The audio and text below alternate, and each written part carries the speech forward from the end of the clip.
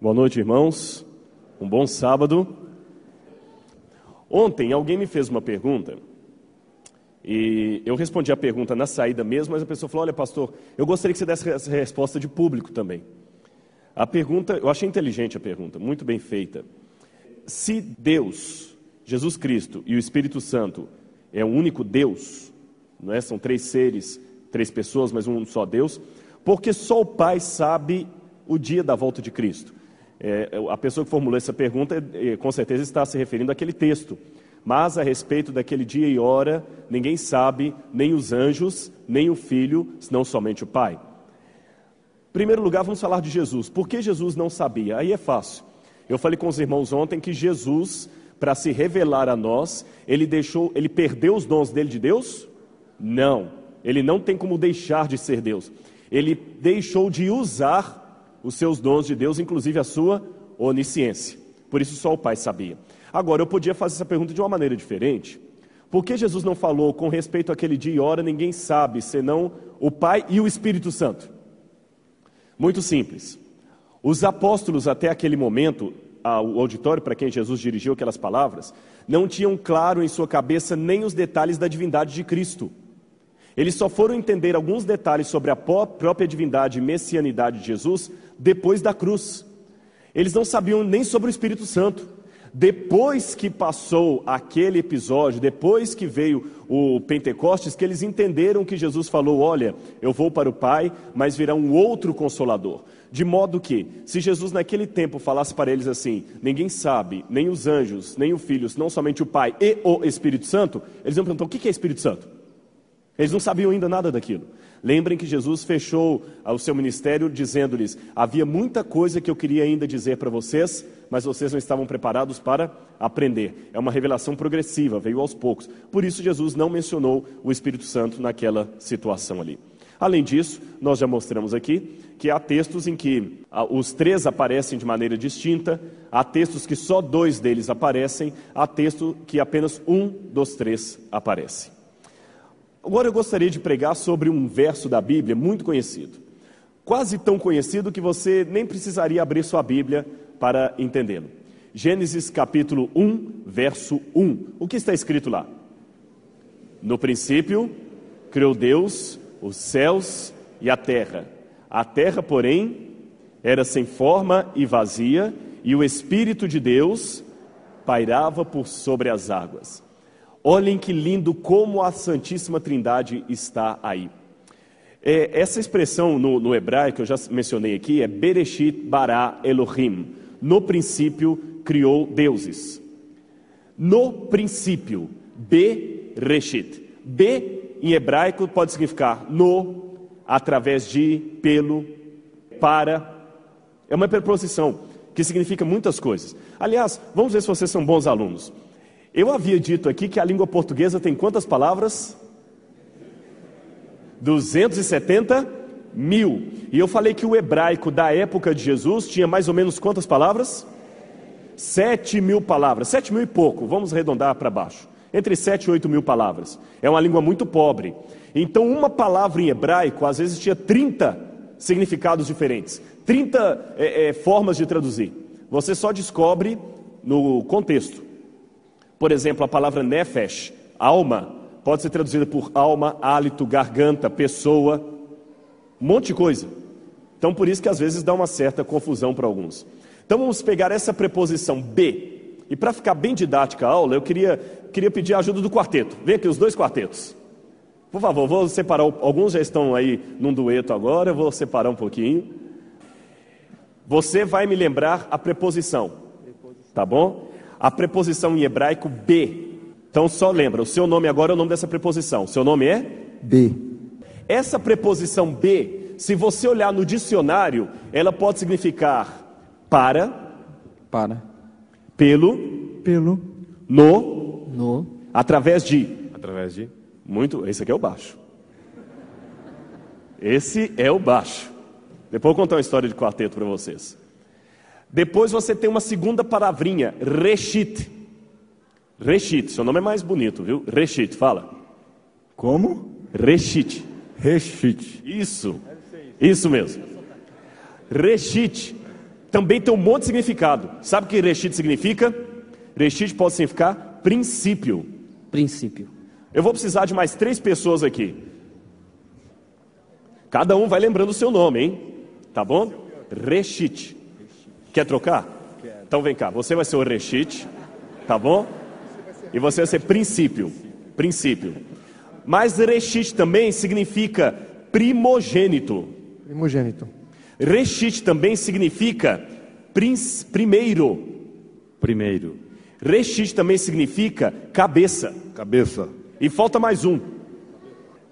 Reshit significa primazia.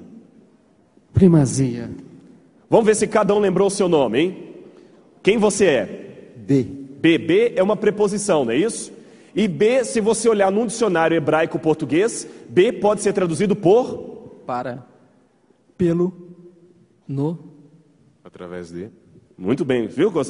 Pelo, para, no, através de. Traduz agora. Ele está falando a linguagem de Libras ali, eu quero ver ele traduzir isso agora. Como é que você faz para traduzir em linguagem de Libras quando o pregador gagueja? Tá bom. Como é o seu nome? Reshit. Reshit é outra palavra hebraica. Se você olhar um dicionário hebraico-português, reshit pode significar o quê? Princípio. Primogênito. Primeiro. Cabeça. Primazia. Entenderam? A palavra em hebraico, vem cá você que é a preposição, vem cá você. Como é que fala no princípio em hebraico? B. Reshit. Aprenderam? Vamos ver se a igreja aprendeu. Como é que fala no princípio em hebraico? B, reshit. Vamos lá. O que significa B? Para. Pelo. No. Através de. Muito bem. E o que significa reshit? Princípio. Primogênito. Primeiro. Cabeça. Primazia.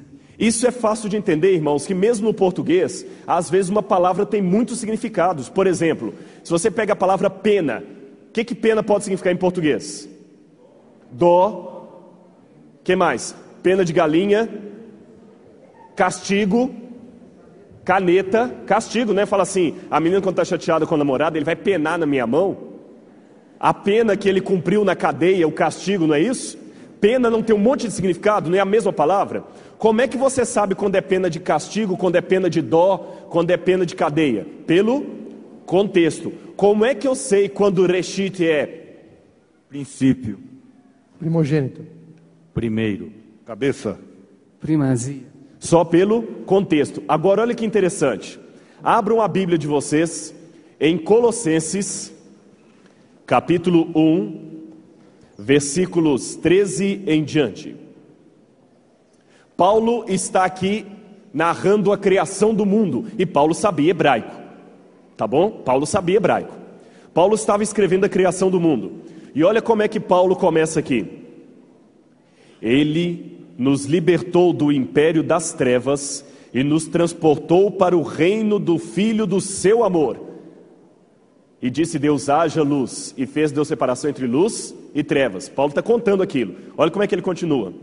No qual temos a redenção e a remissão dos nossos pecados. Ele, Cristo, é a imagem do Deus invisível, o primogênito. Primogênito é uma das traduções de reshit.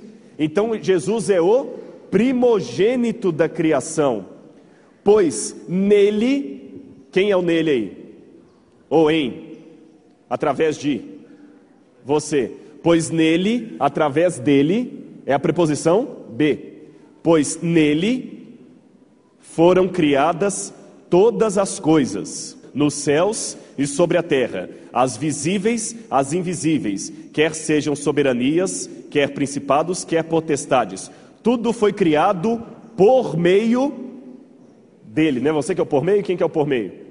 Por meio dele, ou através dele, e para ele. Alguém é para aqui? Para. Tudo foi criado por ele, para ele, por meio dele. O que vocês estão percebendo? Paulo pegou todos os significados da palavra B e aplicou a quem?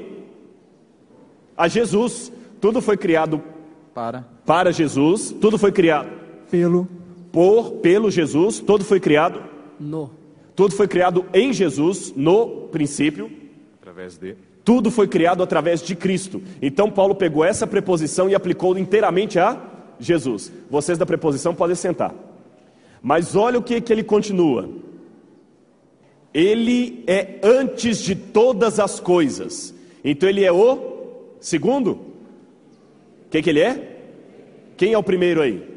Então obrigado, primeiro, pode descer. Ele é antes de todas as coisas, ele é o primeiro. Que mais? Ele é o primeiro, pois nele tudo subsiste. Pois nele tudo subsiste. Ele é a cabeça. Quem é a cabeça, irmão Nelson? Ele é a cabeça do corpo da igreja. Ele é que mais? O princípio. Quem é o princípio aí? Pode descer. Ele é o princípio. Que mais que ele é? O primogênito dentre os mortos, para em todas as coisas terá primazia. O que os irmãos perceberam? Paulo pegou todos os significados da palavra reshit e aplicou a Jesus. Obrigado, podem assentar. Agora que nós sabemos isso, como é que você lê Gênesis 1, verso 1? Quem é esse no princípio? Quem é o princípio? É só um tempo? De acordo com o apóstolo Paulo, o princípio é quem? Não ouvi. O princípio é quem? Jesus. Então você pode ler Gênesis assim: no Filho criou Deus os céus e a terra. Ou, numa pessoa chamada princípio, criou Deus os céus e a terra. Para uma pessoa chamada princípio, Deus criou os céus e a terra. Através de uma pessoa chamada princípio, criou Deus os céus e a terra. Por isso que João fala, o no princípio era o verbo. E o no princípio que era o verbo se fez carne e habitou entre nós. Então a Trindade já está aqui no início da Bíblia. No princípio, no Filho, Deus Pai criou os céus e a terra, e Deus Espírito pairava por sobre as águas. Viram como é que Paulo aplica tudo a Jesus? Todos os significados da palavra reshit, ele aplicou a quem? A Jesus. Vamos ver se vocês aprenderam. Como é no princípio em hebraico? Reshit. Muito bem. E todos os significados dessa expressão, Paulo aplicou a quem? A Jesus. Irmãos, agora eu gostaria de fechar a Bíblia e tomar um tempo para dar uma aula aqui de história da Igreja Adventista. Agora, alguns irmãos depois começaram a entender: pastor, agora eu entendi por que você estava tão assim, bravo. Sabem por quê? Eu amo Deus. E vocês sabem, você pode até me respeitar, mas se você desrespeitar a minha esposa, você perdeu todo o cartaz comigo. E a igreja é a esposa do Cordeiro. Então falar eu amo a Deus, mas eu desprezo a esposa dele, isso é ridículo. Isso é ridículo. Então mexeu com essa igreja, mexeu com a menina dos olhos de Deus. Por isso a gente fica chateado. E eu vou mostrar aqui algumas questões sobre a Trindade na história da Igreja Adventista. E para quem está vindo pela primeira vez, eu vou explicar o que está acontecendo. Na internet, há pessoas que estão fazendo acusações à igreja, em sites não oficiais da igreja. E essas pessoas estão dizendo que a igreja não é mais a igreja de Deus e que ela está pregando a Trindade, que é uma doutrina pagã. Nós já mostramos pela Bíblia, ontem e anteontem, como a Trindade está estabelecida na Sagrada Escritura. E hoje ainda abri de novo com a Bíblia para não ficar um sermão sem a Bíblia. Mas vamos ver na história do cristianismo, e eu vou mostrar aqui para vocês algumas das acusações que são feitas na internet contra a Igreja Adventista, acusações doutrinárias, e como nós podemos respondê-las. A doutrina da Trindade, então, na história do Adventismo, e a doutrina da Trindade nos escritos de Ellen White. Primeira acusação: os pioneiros, na sua maioria. Aí eu quero agradecer que eu ganhei uma caneta a laser, viu? Foi bom eu não ter nenhuma, que eu ganhei uma. Da próxima vez eu venho sem paletó, sem gravata. Se for nesse jeito assim, vou vir a pé. Os pioneiros, na sua maioria, não aceitavam a Trindade. Essa doutrina foi trazida para a Igreja Adventista por um pastor chamado Leroy Froom e incorporada à igreja somente quando? Note, isso aqui é acusação. Dizem o seguinte: essa doutrina só chegou na igreja em 1980, oficializada e incorporada em 1980. Esse texto aqui, ele foi tirado da internet, ele não é meu. Será que isso é verdade? Bom, de 1846 a 1888, muitos dos pioneiros eram realmente antitrinitários. A gente não pode falar que eram a maioria. A maioria dos líderes da igreja, sim. Mas do povo da igreja, não se pode falar isso. Dos líderes, realmente, a maioria parecia não aceitar bem a trindade. Então, uma questão importante é essa. Se os pioneiros da igreja estavam certos em não acreditar na trindade, a igreja hoje está errada. Se a igreja hoje está certa em acreditar na trindade, então os pioneiros estavam errados. É isso que eles colocam na internet. Então vamos analisar. Eu tenho aqui só alguns por ilustração. De fato, num primeiro momento, parece que os acusadores têm razão. Porque Joshua Himes, ou Josué Himes, que foi um dos pioneiros da igreja, ele de fato não acreditava na trindade e morreu sem acreditar na trindade. Um outro pioneiro da igreja chamado Joseph Bates, foi esse cavalheiro aqui, o responsável por trazer a doutrina do sábado para a igreja, ele também não acreditava na trindade. Ele também não acreditava na trindade.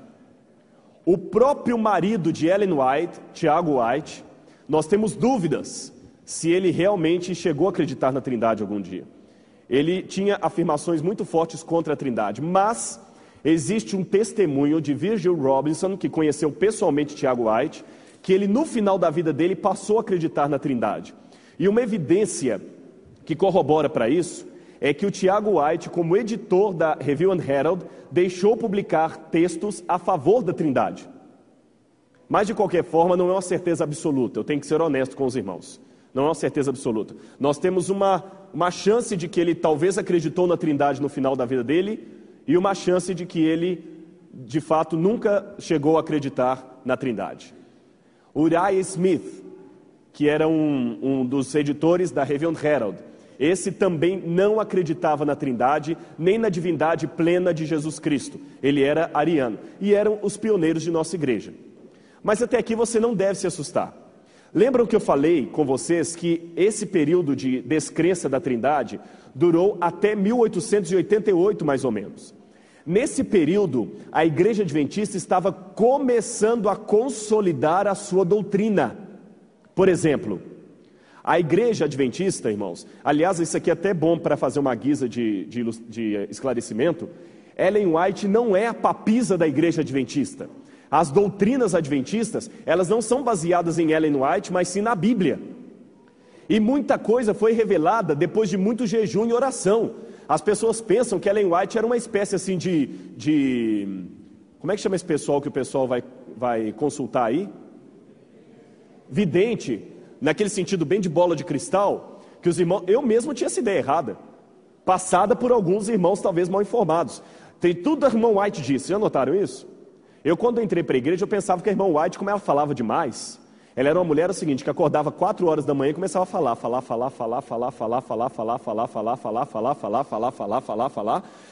alimentava por sonda, para não parar de falar. Não, porque tudo a irmã White disse, já notaram isso?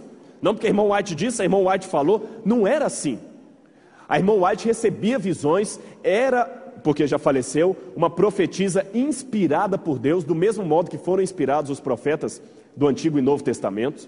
Mas, para não transformar Ellen White numa papisa, Deus orientou a igreja que eles tinham que entender a doutrina através de muito jejum, oração e estudo da palavra de Deus. Eles não ficavam assim sentados, tipo o pessoal da yoga. Aí o senhor baixava em Ellen White lá, ela tinha uma visão e falava assim, o Senhor me mostrou que o sábado tem que ser guardado. Não era assim. O pessoal estudava muito. Durante um tempo, eles comiam carne de porco.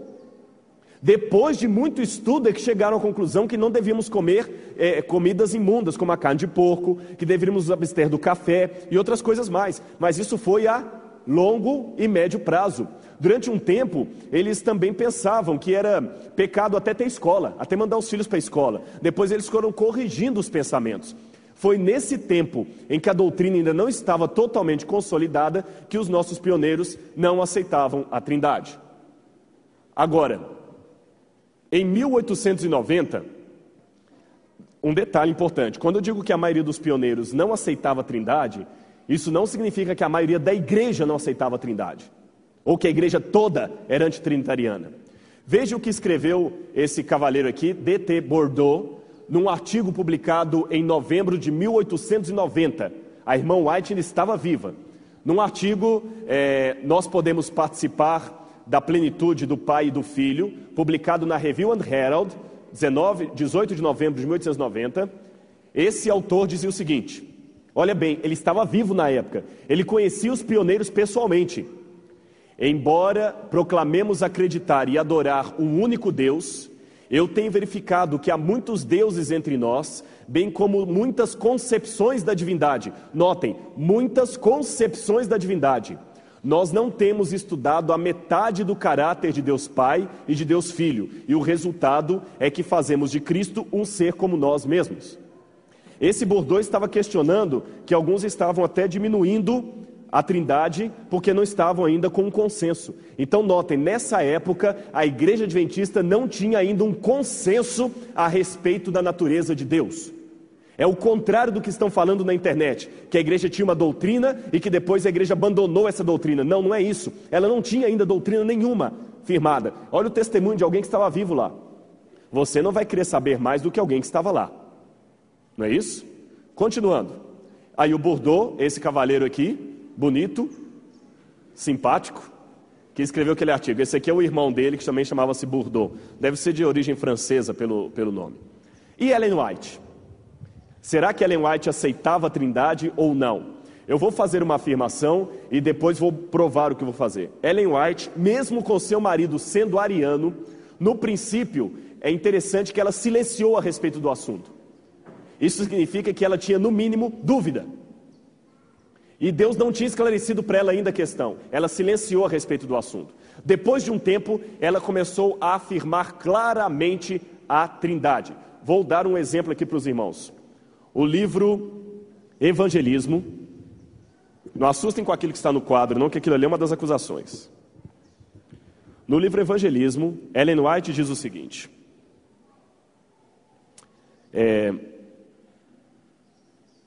Cristo é o Filho de Deus, preexistente, existente por si mesmo.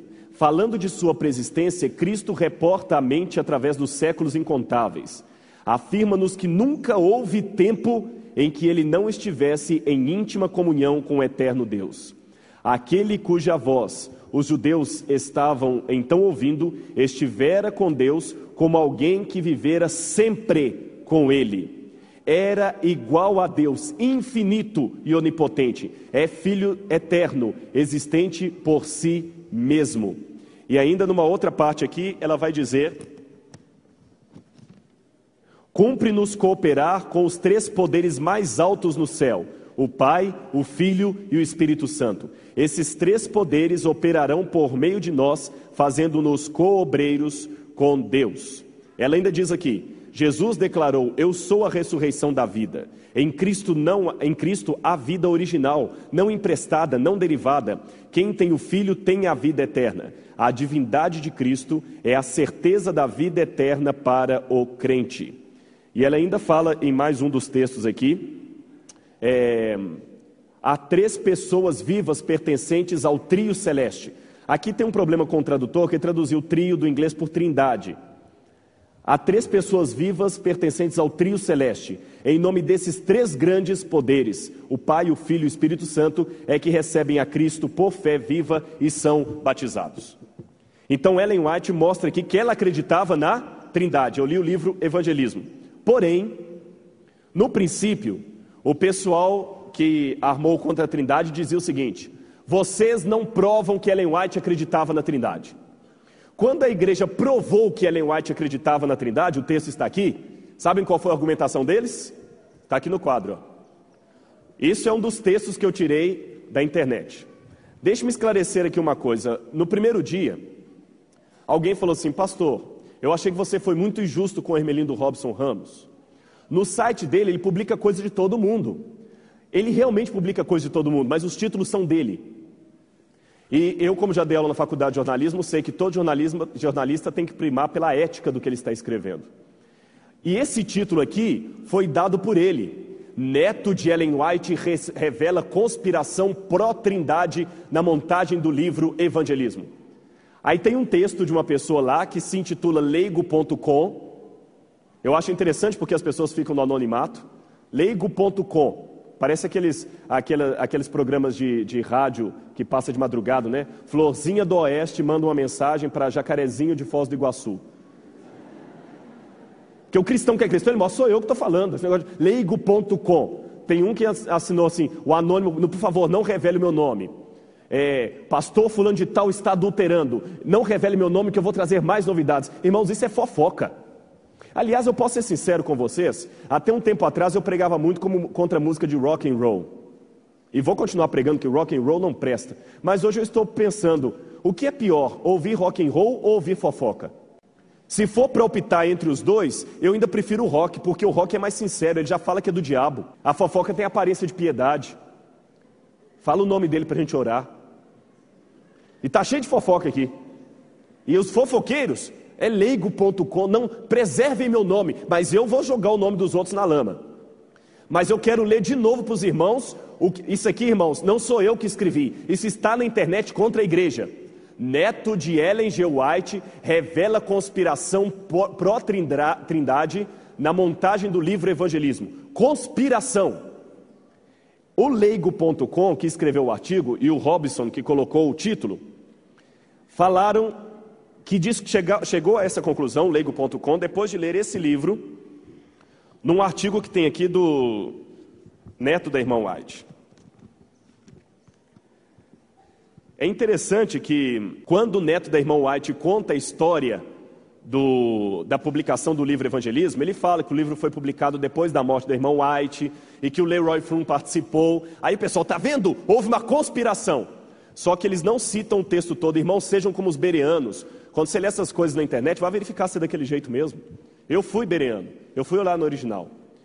A continuidade do texto que eles não trazem na internet diz assim, é o próprio neto da irmã White escrevendo: uma preocupação vital do pessoal do White State, envolvido em fazer as compilações dos livros de Ellen White, era, e é, assegurar que essas compilações sejam plenamente representativas e livres de ideias pré-concebidas do compilador.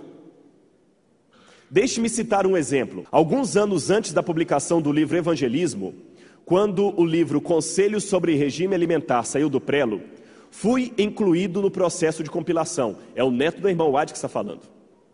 Eu tinha conhecimento de mais ou menos meia dúzia de declarações de Ellen G. White, a avó dele, que apresentavam circunstâncias em que o uso de carne era justificado. Sou vegetariano e poderia facilmente ter ignorado essas declarações, mas não tive desejo de fazê-lo. Na verdade, não teria ousado fazê-lo. As preferências do compilador não devem pesar na seleção do material. A compilação deve representar correta e completamente as ênfases de Ellen White. Então, meus irmãos, como é que esse camarada, pegando pela metade o que está escrito nesse livro, coloca um título desse? Neto de Ellen White revela conspiração pró-trindade, sendo que é o contrário, ele está defendendo. Aliás, o título do artigo se chama Em Defesa das Compilações. Irmãos, uma pessoa que coloca um tema desse aqui, desculpem, pode até, se você for simpatizante dele, escrever depois lá que eu falei isso aqui, e ele me desceu o pau na internet, mas para mim uma pessoa dessa não pode estar sendo usada por Deus. Desculpem, eu sei que talvez você que é visitante está até assustado, mas eu vou contar para você uma coisa. Eu me tornei adventista porque eu não queria mais ficar usando meias verdades. E eu não aprendi na prática o significado da palavra eufemismo. O pessoal fala mal da minha igreja na internet, eu vou ficar calado? E eles ainda se batem no peito e falam, os pastores não têm resposta para dar. Tem sim, mentiu. E eu estou provando que mentiu. E eu faço um desafio a você. Acesse o site, veja esse texto lá e leia o livro. E você vai chegar à conclusão. Veja por si mesmo, seja como os bereanos. Deus não precisa de advogados, Deus precisa de testemunhas. Continuando. Um outro cavaleiro chamado Ennis Meyer diz o seguinte: estamos sim, irmão, provando e expondo à luz do dia que os adventistas mudaram oficialmente a sua doutrina em 1980. Atenção para a acusação, porque quando eu mostrar a resposta você vai se lembrar. Olha o que ele está dizendo, que os adventistas mudaram oficialmente a sua doutrina em 1980. E que essa mudança é constrangedora e humilhante. Depois, eu vou colocar o laser que eu ganhei aqui, depois de 136 anos como igreja, mudam para uma doutrina que os pagãos católicos não fiquem ofendidos, não foi eu que escrevi isso aqui, inventaram há 1.600 anos e não tem base na Bíblia. Bom, esse não tem base na Bíblia, eu já mostrei 2 dias aí que tem. Prestaram atenção no que ele disse? Que a igreja mudou a doutrina oficialmente em 1980. Como é que ele me explica isso aqui? G.B. Thompson, num artigo que cita vários textos de Ellen White, conclui o seguinte. Vou traduzir. E como tem muitas pessoas que sabem inglês aí, dou a liberdade. Se eu errar ou modificar a tradução aqui, pode levantar e me corrigir. Não é uma questão de acreditar se há um Espírito Santo. Interessante, quem sabe um pouquinho inglês sabe, quando você está falando de uma coisa que não é uma pessoa, que pronome você usa em inglês? It. Se o Espírito Santo fosse uma coisa, ele falaria it. Ele cita o Espírito Santo, ele, Ele tem o seu lugar nos fundamentos de nossa fé. Mas a questão é, qual o lugar que ele tem tido em nossa vida? Isso foi publicado quando? Na Review and Herald, no dia 30 de janeiro de 1913. Ellen White ainda estava viva em 1913 e ela publicou um artigo ao lado do artigo do Thompson. E ele cita um monte de textos da irmã White. E curioso, cita textos da senhora White para provar que Ellen White acreditava que o Espírito Santo era uma pessoa. Irmãos, se Ellen White sentisse que ela estava sendo mal compreendida, ela teria repreendido o irmão Thompson. Concordam comigo?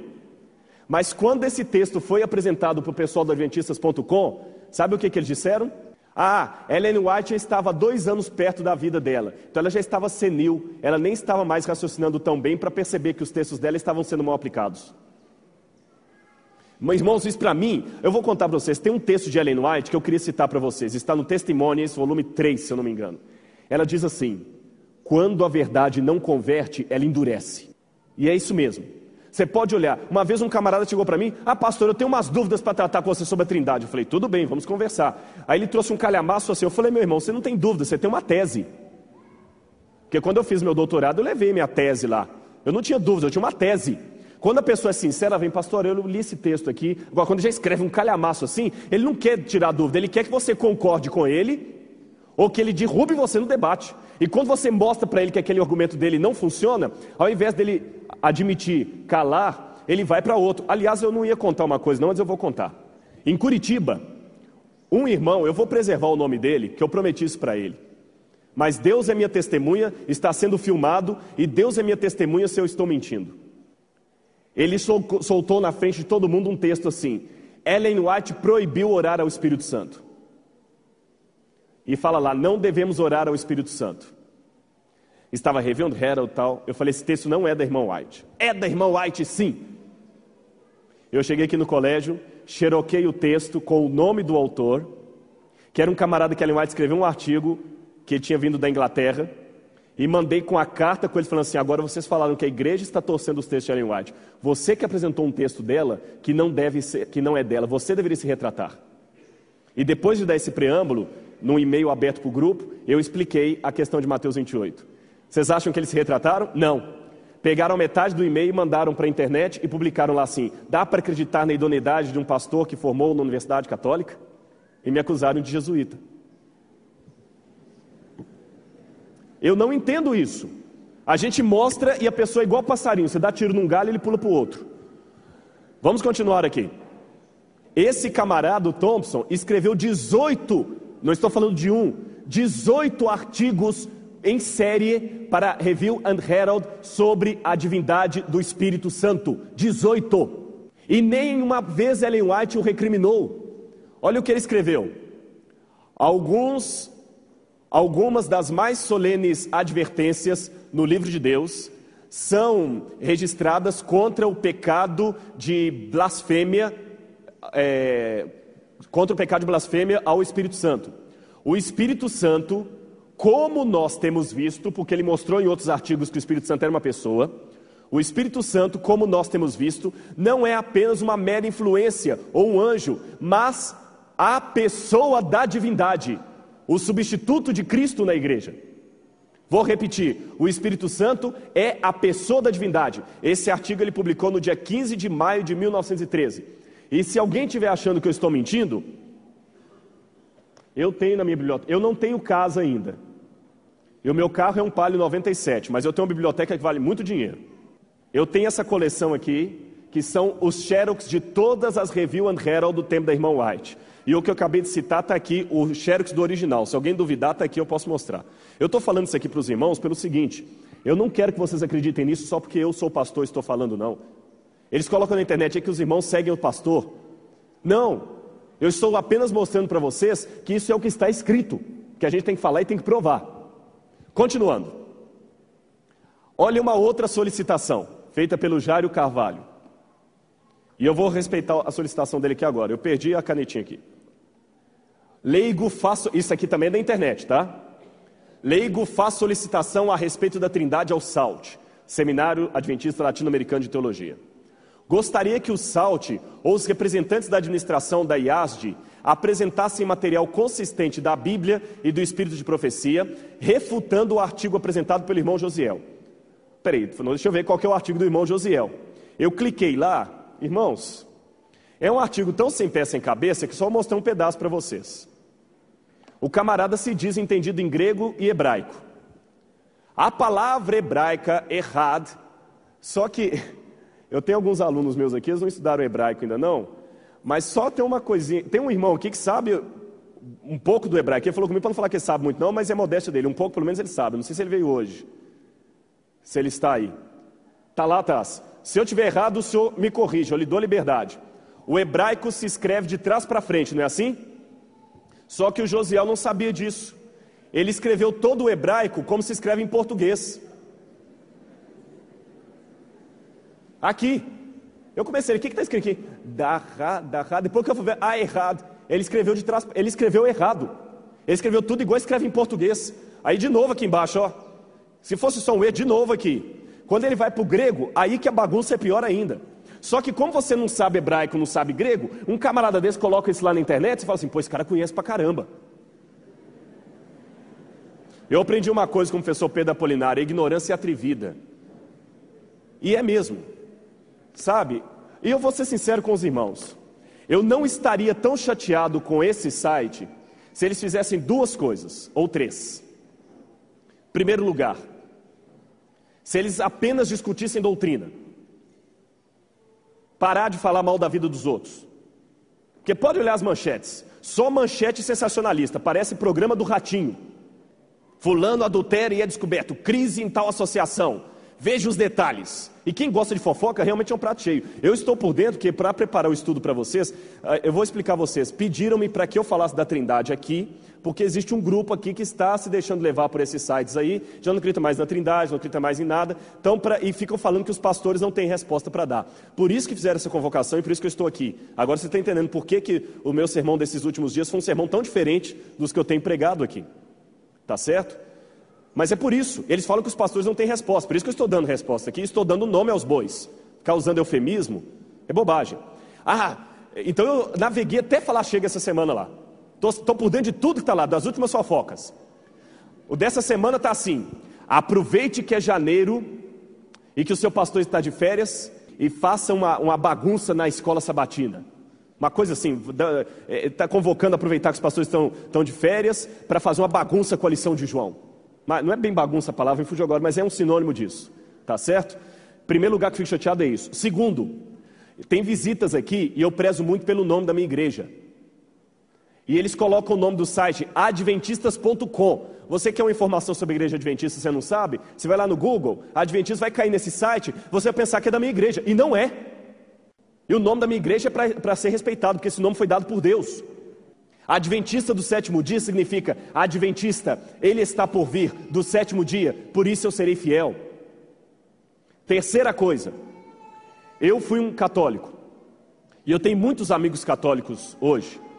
Eu respeito muito os católicos, mas doutrinariamente falando, eu não concordo mais com a Igreja Católica. A partir do momento que eu vi que eu não concordava mais com a doutrina católica, eu saí da Igreja Católica e me filiei a uma igreja que na minha cabeça está mais dentro da Bíblia.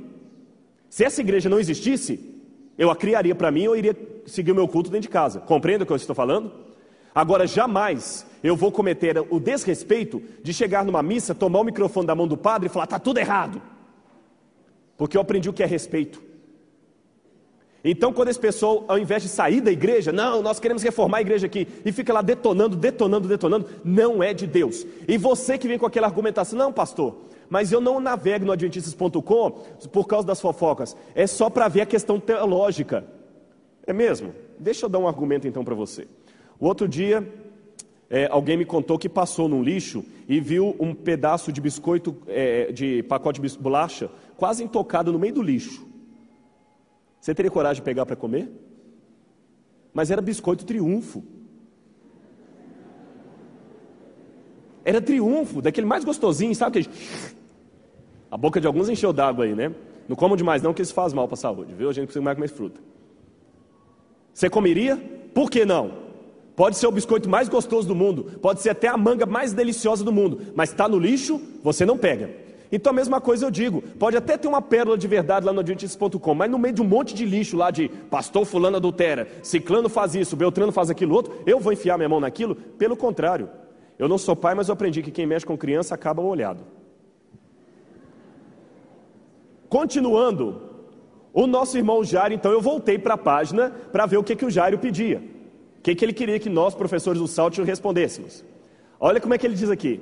Mas, sinceramente, se o fizerem, é o Jairo falando, gostaria que não apresentassem textos provenientes de manuscritos datilografados pela secretária da irmã White, como citados em Evangelismo, que eu citei aqui, ou textos acrescentados à tradução dos originais em inglês, como os que se encontram no Desejado de Todas as Nações.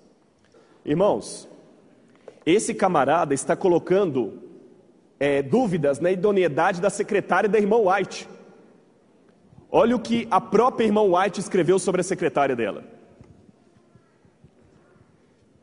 O nome da secretária era Marianne Davis. Sinto-me muito grata, Ellen White falando, pela ajuda da irmã Mariana Davis na produção dos meus livros.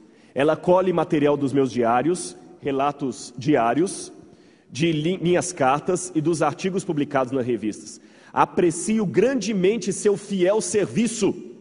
Ela está comigo há 25 anos e constantemente tem adquirido maior habilidade para o trabalho de classificar e agrupar os meus escritos.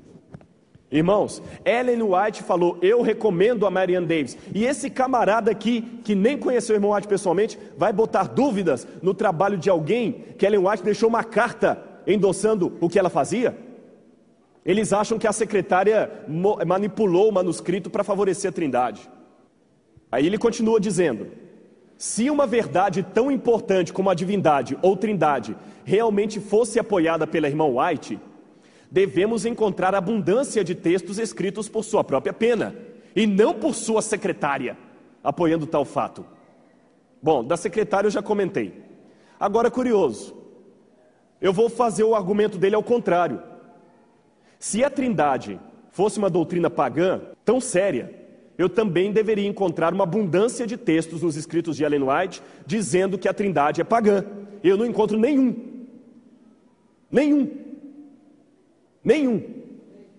Amém?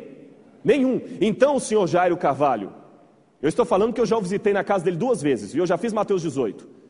Com todos esses, inclusive com o senhor Hermelindo Robson. Eu estou trazendo o caso à igreja porque eu fiz Mateus 18 com eles.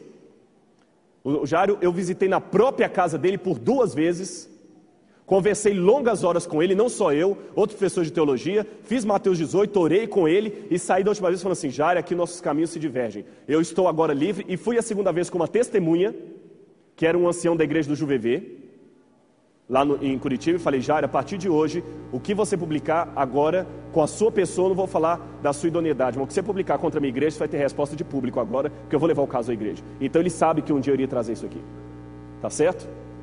Então veja bem, por que eu não encontro também nos textos da senhora White? Eu desafio qualquer um do Adventistas.com a me mostrar uma linha clara, sem necessidade de interpretação, onde Ellen White diga assim: a Trindade é uma heresia inventada na Idade Média ou no final da Idade Antiga, qualquer coisa parecida.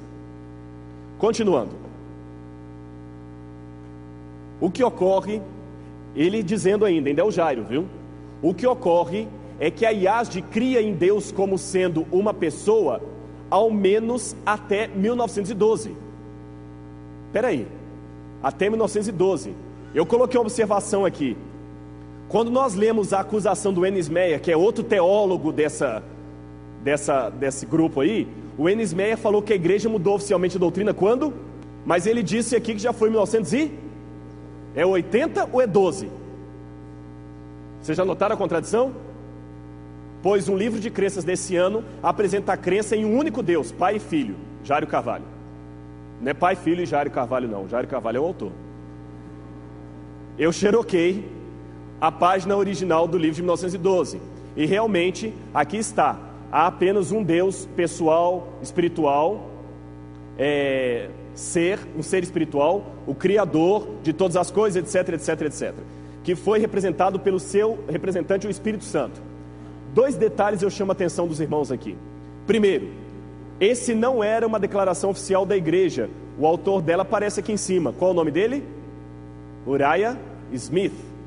Segundo, o texto aqui não diz que o Espírito Santo não é uma pessoa. É igual eu mostrei de Niceia anteontem.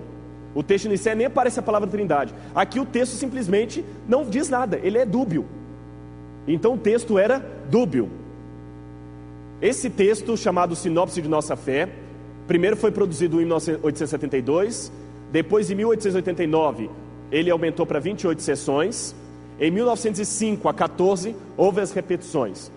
A igreja nesse tempo tinha medo de fazer uma espécie de credo, por isso a igreja demorou tanto a tomar uma decisão com relação aos textos. Mas em 1931 ela fez pela primeira vez de maneira oficial a declaração das 22 doutrinas fundamentais da igreja. Em 1931 o Enes Meyer diz que a igreja mudou a coisa a partir de 1980.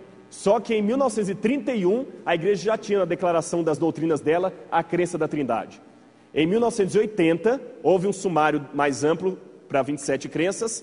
Em 84 iniciam os trabalhos do livro Nisto Cremos, que todos vocês conhecem. Aqui está a xerox dos livros originais. E olhem o que foi escrito em 1913. 1913, aonde? Review and Herald. E Ellen White estava viva. Os adventistas do sétimo dia creem, número 1, numa Trindade divina. Esta Trindade consiste do Pai eterno, o Senhor Jesus Cristo e o Espírito Santo, a terceira pessoa da divindade. Quem escreveu isso aqui é Francis Wilcox. O título do artigo é A Mensagem para Hoje. Quando esse texto foi mostrado, alguém também insinuou na internet que o Wilcox não era digno de confiança, que era uma das pessoas que estava torcendo.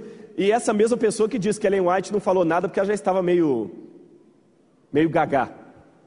Será que o Wilcox não é digno de confiança?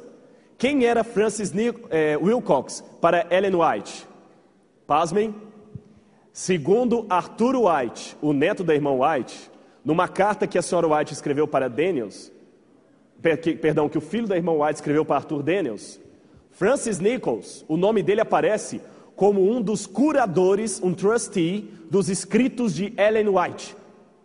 Quando a senhora White sentiu que estava para morrer, ela separou algumas pessoas e escreveu uma carta para o presidente da Conferência Geral. Essas pessoas foram mostradas para mim por Deus como sendo pessoas de confiança, a quem eu confio o depósito dos meus escritos. E entre os nomes que estavam lá, quem aparece aqui?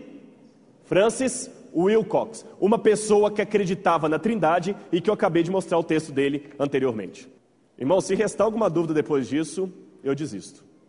Mas eu ainda vou insistir mais um pouco. O Wayne Meyer diz que a igreja mudou a crença e acrescentou a crença da Trindade apenas em 1980. Mas, em 1931, um comitê da Conferência Geral publicou no Yearbook uma sinopse das crenças fundamentais da Igreja Adventista. A crença número 2 afirma que a divindade ou trindade consiste do Pai eterno, um ser espiritual, onipotente, onipresente, onisciente, infinito em sabedoria e amor, e que o Senhor Jesus Cristo, o Filho do Pai eterno, através do qual, aquele mesmo texto que eu já tinha mostrado em inglês. Outra acusação da internet. Leroy Edwin Fromm não encontrou na Bíblia a doutrina da Trindade e confessa, gente, essa palavra é muito forte, confessa. Parece que a pessoa assim, sabe, ai, fiz besteira.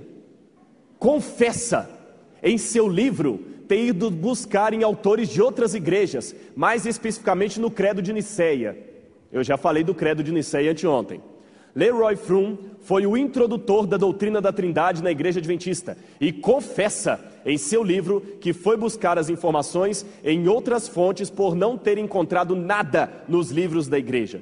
Encontrou somente vestígios no espírito de profecia, mas foi lá fora, está escrito assim na internet, por isso que eu deixei desse jeito, que encontrou homens com muito mais conhecimento sobre o Espírito Santo, conforme sua opinião manifesta em seu livro. Irmãos, eu sou bereano, eu fui ao livro de Edwin Fromm, e o que eu fiquei pasmo aqui é que o meu amigo Enes Meyer parece não saber ler título, porque no livro do Fromm, esse texto que ele refere, Fromm está falando do Espírito Santo, mas não como pessoa da divindade. Ele está falando sobre dons do Espírito Santo, carismatismo. E ele diz que quando ele estava escrevendo sobre os dons do Espírito Santo, dom de profecia, dom de pregação, dom de línguas e tudo mais, ele não encontrou muita coisa nos escritos da nossa igreja. Depois que ele tratou desse assunto, no parágrafo embaixo que ele fala, a verdade da Trindade. E quando ele vai falar da Trindade, ele diz justamente o contrário, que sobre a Trindade, ele encontrou um material muito bom, escrito em 1892, publicado, etc, etc, etc. Em 1892, a igreja publicou até um material até de um não adventista, Spear, The Bible Doctrine of the Trinity, a doutrina bíblica da Trindade, em 1892, e Ellen White não repreendeu a ninguém por ter publicado o artigo do Spear, de jeito nenhum. E ele diz que encontrou material. Então é o contrário, eu não sei como é que alguém pode torcer tanto o que outro escreve. E o próprio pastor Andriessen publica no livro, esse livro do Andriessen é bem antigo, viu? Eu estou aqui com uma facsímile. É todo aquele texto publicado em 1892. Continuando. A Movimento Destino é o texto que ele falou, já citei para vocês, do Fromm. Outra acusação da internet, essa é a última. Dossiê comprova. Olha o peso dos títulos que o senhor Hermelindo Robson Ramos coloca na internet. Dossiê comprova manipulação de textos da senhora White em favor da Trindade. Aí vem a apresentação.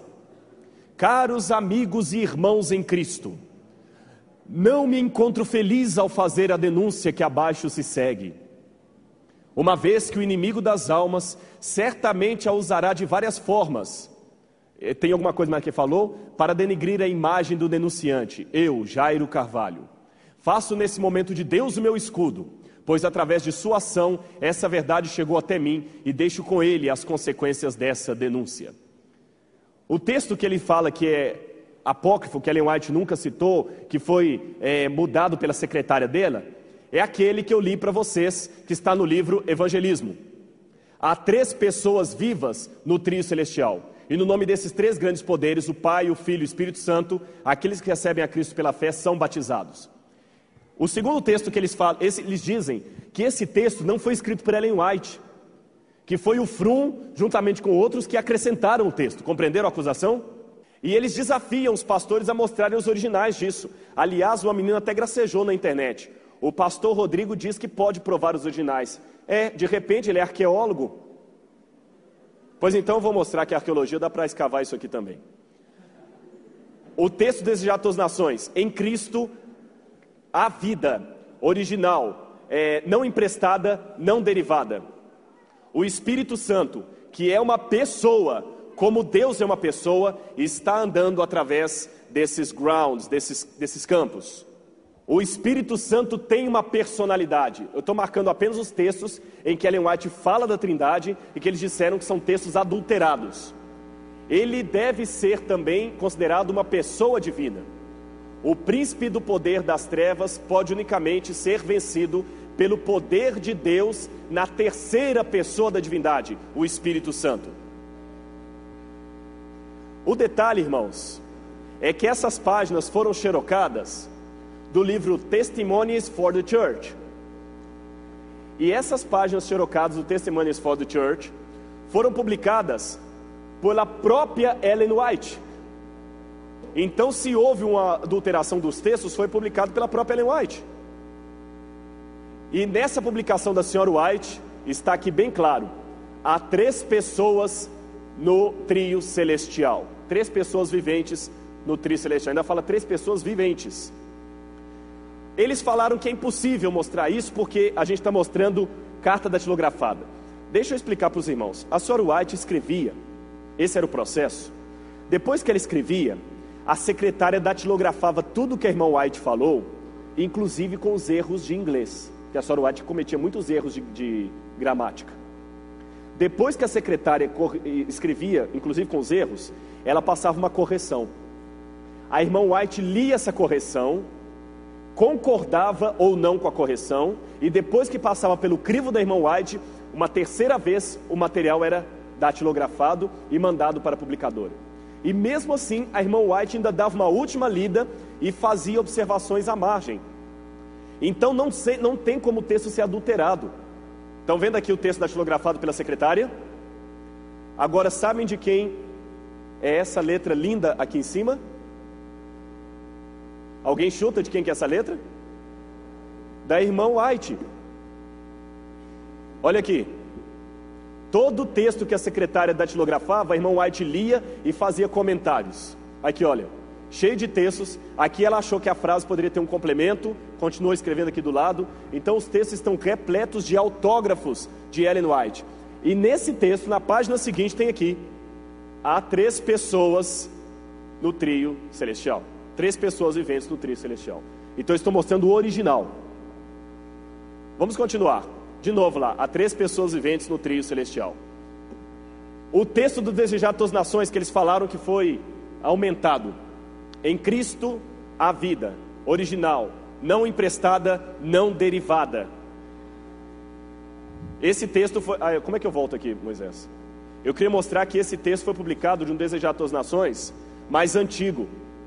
Esse desejado foi publicado em 1898. Eu não tirei uma fotocópia de um desejado que eu trouxe dos Estados Unidos agora. É de 1898. Um desejado que foi publicado enquanto a autora estava viva. De novo, outro texto que eles falaram que foi adulterado, mas repleto da letrinha de quem? Não ouvi de quem? E a letra dela é inconfundível. De novo, a letra da irmã White por todo o manuscrito.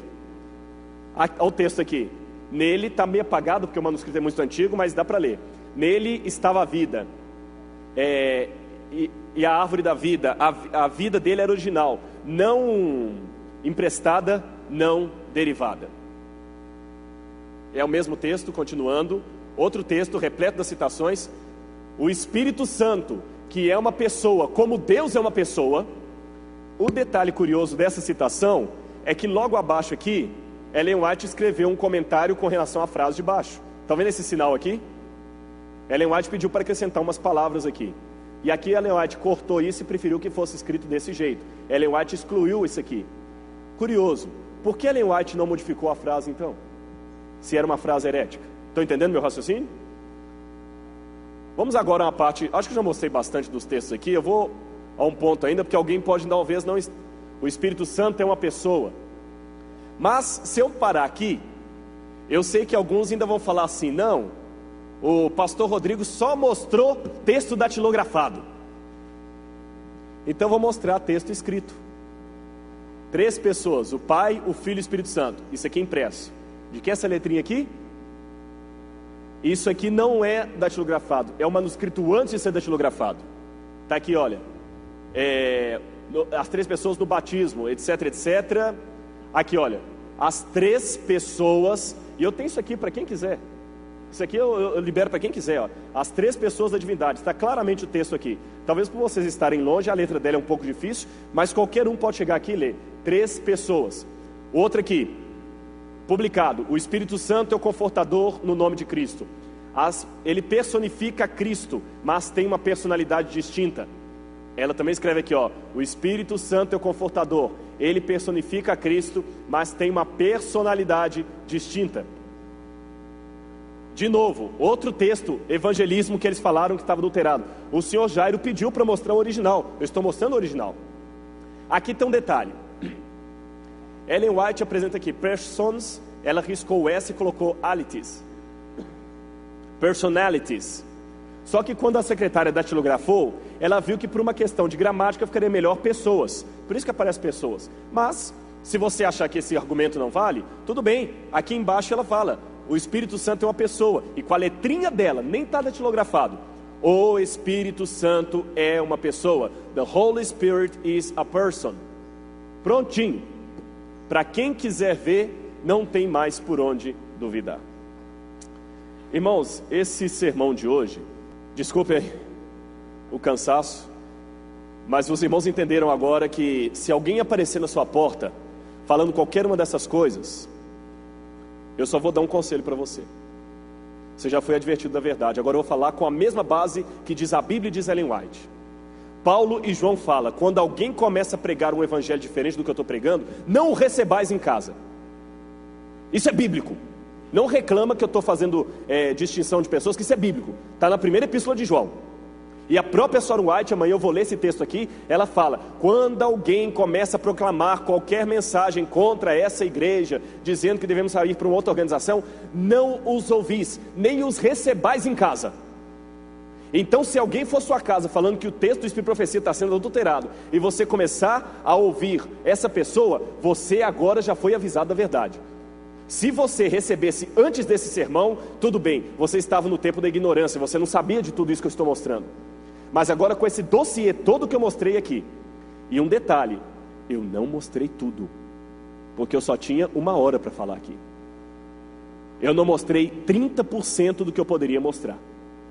Nem dos textos bíblicos de anteontem e ontem, ficaram muitos textos ainda para trás, nem dos textos de Ellen White. Eu não mostrei tudo, mas já mostrei o suficiente, porque quem sabe ler, um pingo é letra. Hoje você já está sabendo a verdade. Se você agora se demorar ouvindo esse tipo de gente, ouvindo esse tipo de conversa, você agora, eu entrego você para Deus. Paulo entregaria para uma outra pessoa, mas eu não sou Paulo, eu entrego para Deus. Sério. Você agora está advertido. Não podemos brincar com essa salvação, porque qualquer pecado e blasfêmia será perdoado aos homens, porém a blasfêmia contra o Espírito Santo, esta não tem perdão. Isso está na Bíblia. Agora eu gostaria de terminar dizendo apenas uma coisa. Às vezes a gente fica pensando que Deus não vai estar com essa igreja até o final. Eu digo, vai sim. Ele vai estar sim. E sabe por que eu sei que vai? Por quê, pastor? Aí eu falei que eu não mostrei tudo, tinha até um texto da Ellen White para eu ler essa questão de não receber em casa, até aqui o texto. Sabe por que eu estou tranquilo? Porque se fosse diferente do que está acontecendo, Ellen White seria uma falsa profetisa. Porque amanhã eu vou pregar no sermão justamente sobre a última crise da igreja, da igreja adventista. A crise do ômega. E vocês vão ver que Ellen White tremeu pelo futuro do nosso povo. Mas ao mesmo tempo que ela tremeu, Deus mostrou para ela, calma que eu vou ficar com esse povo até o fim.